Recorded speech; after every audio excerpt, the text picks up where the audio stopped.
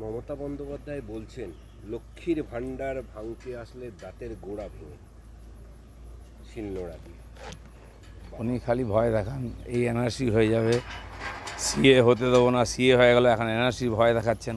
তো এরকম করে সাধারণ মানুষকে বোকা বানাবার চেষ্টা করেন। ওনার এইসব কথাবার্তায় লোকের বিশ্বাস করে না, তাই রোড শো করছেন, কেউ পেছনে নেই, একা হেঁটে চলে যাচ্ছেন, কোথাও ভিড় হচ্ছে না সভাতে, তো খেপে খেপে গিয়ে উল্টোপাল্টা বকছেন।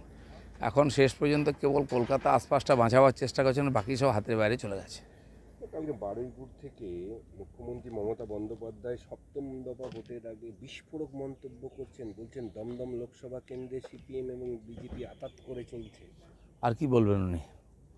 সিপিএম বিজেপি আতাত, সিপিএমের অফিস খুলে দিচ্ছেন, চা খাওয়ার পয়সা দিচ্ছেন, নির্বাচন করারও পয়সা দিচ্ছেন বিভিন্ন জায়গায়, এসব আমাদের কাছে খবর আছে। তাদের সভাতে লোকও পাঠিয়ে দিচ্ছেন কখনো কখনো, আর গিয়ে এখানে কুস্তি করে বেড়াচ্ছেন। পাটনায় চা খাবেন, লখনৌ নাস্তা করবেন, আর ওখানে গিয়ে পাওভাজি খাবেন মুম্বাইতে, এসব তো লোকে দেখেছে কে কার সঙ্গে আছে।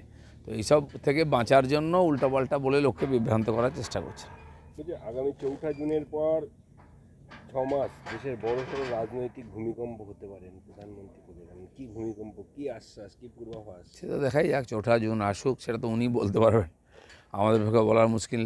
আর উনি বলেও রেখেছেন যে সিবিআই আর ইডি কীভাবে অ্যাক্টিভ হবে সেটা 4 থেকে এরপরে দেখবেন। তো অনেক কেস জমা হয়ে আছে, অনেক কাজ বাকি আছে, ইলেকশনের জন্য একটু স্লো চলেছে, সেটাও হবে। দাদা, সবাই সম্ভাষণ করছেন প্রধানমন্ত্রী, রবীন্দ্র কবিতা ওনার মুখে, কোথায় তৃণমূল বলছেন বহিরাগত, সেই কারণেই ন্যারেটিভটা কি পাল্টা কৌশল? ভাষাটা কীরকম পাল্টে গেছে দেখুন, মমতা ব্যানার্জি কীরকম ভাষা বলছেন আর প্রধানমন্ত্রী কী ভাষা বলছেন। প্রধানমন্ত্রী বাংলায় এসে বাংলা সংস্কৃতি সাহিত্যের কথা বলছেন, এখানকার পরিবেশের কথা বলছেন। আর মমতা ব্যানার্জির ভাষা শুনুন, সেখানে বাঙালিয়ানার নামমাত্র নেই। বাঙালিয়ানার নাম করে ভোট নিয়েছেন, সেই সুরসুরি দিয়ে কাজ হচ্ছে না। এখন দেখে নেবো, কেটে নেবো, মেরে দেবো, ছাড়বো না, এই করবো না, তাই করবো না, এই যে কথাবার্তা, একদম অপোজিট মেরুতে চলে গেছেন। মমতা ব্যানার্জির কথাবার্তা ভাষার মধ্যে আর বাঙালিয়ানা নেই। প্রধানমন্ত্রী কিন্তু এসে বাঙালি হয়ে গেছেন। দাদা, মাটিয়া পুলিশে অভিষেকে প্রচারে মমতা বাইক, ওকে আপনারা এবার ভোট দিয়ে যেতেন। আমি ওকে মাঝে মাঝে বলি, তুই যা কেন্দ্রে দেখাস কেউ পারবে না। দেখুন, দিল্লিতে একটা পরিবার আছে, সেখানে দেখি মা মেয়ে ছেলে মিলে পিকনিক করছেন, ঘুরে বেড়াচ্ছেন, একে জড়িয়ে ধরছে, ফটো তুলছেন, রাস্তায় দাঁড়িয়ে মাকে সেলফি তুলছেন, যেন মায়ের সঙ্গে কত বছর পরে দেখা হলো। আর এখানে একটা পরিবার আছে, সেখানেও সবাই ওইভাবে পিসি ভাইপো এদিক ওদিক মিলে দেখাচ্ছে, মনে হচ্ছে এই জমিদারিটা ওনাদের, দিল্লির জমিদারি ওনাদের, কলকাতার জমিদারিটা ইনাদের। মানুষ এই জমিদারি প্রথাটা পুরো উচ্ছেদ করে দেয় এই ইলেকশনে।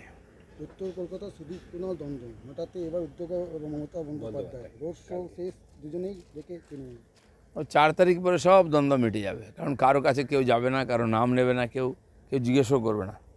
মানুষ সব হিসাব মিটিয়ে দেবে, মানুষ দ্বন্দ্ব মিটিয়ে দেবে। আপনাদের বিজেপি নেতা শুভেন্দু অধিকারী বলছেন যে আরএসএস না থাকলে মমতা ক্ষমতায় আসতে পারত। আমি জানি না, আরএসএস কারো ক্ষমতায় আনে না, কাউকে ক্ষমতা থেকে সরায় না। হতে পারে তখন তিনি মমতার সঙ্গে ছিলেন, কি হয়েছে না আমার জানা নেই। কিন্তু আমি আরএসএস সম্বন্ধে যেটুকু জানি, ক্ষমতার সঙ্গে আরএসএসের কোনো সম্পর্ক নাই, তারা সমাজ পরিবর্তনের কাজ করেন।